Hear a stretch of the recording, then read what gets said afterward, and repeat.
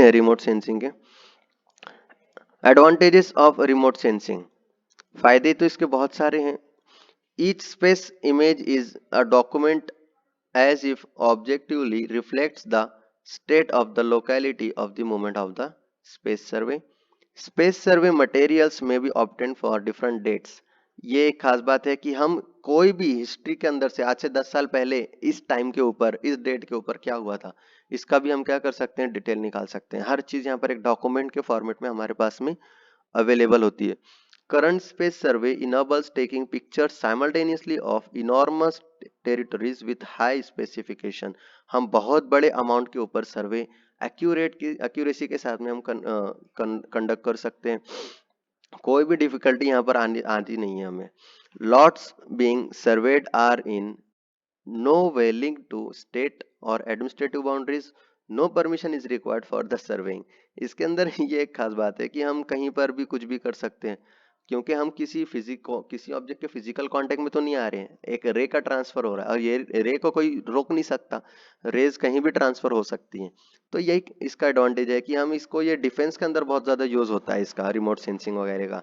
इसके जरिए से पता चल जाता है कोई टैंक का मूवमेंट हो रहा है, कहाँ पर हो रहा है, कैसे हो रहा है। ठीक है, तो हमें कुछ मूवमेंट हो तो ये डिटेक्ट हो जाती है हमारे रिमोट सेंसिंग के अंदर, रेडार के ऊपर।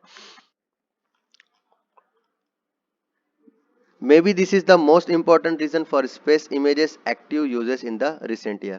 मैंने बोला ना, अभी अभी जो रिसेंट ईयर्स चल रहे हैं, अभी रिसेंट टेक्नोलॉजीज है, तो इसके अंदर डिफेंस में इसका बहुत ज्यादा यूज हो रहा है।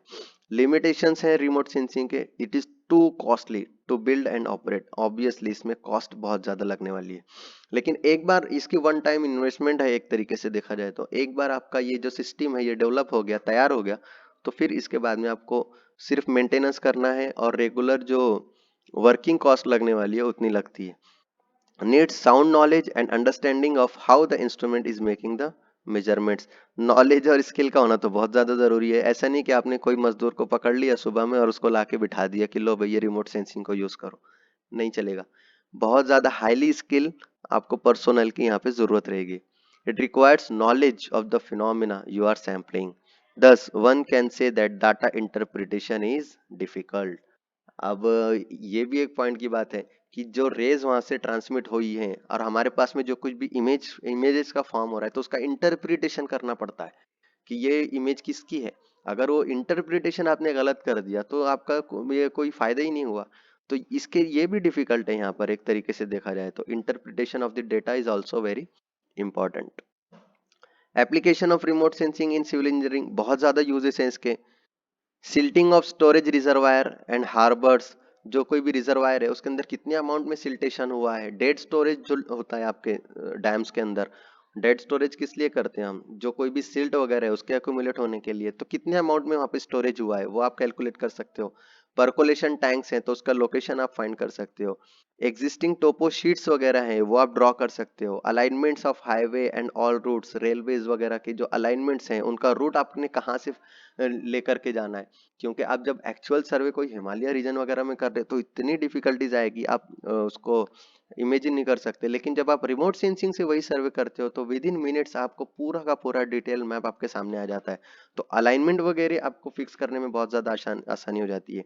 ब्रिज वगैरह की साइट है उसको लोकेट करना आ जाता है, डैम साइट्स को करना आ जाता है।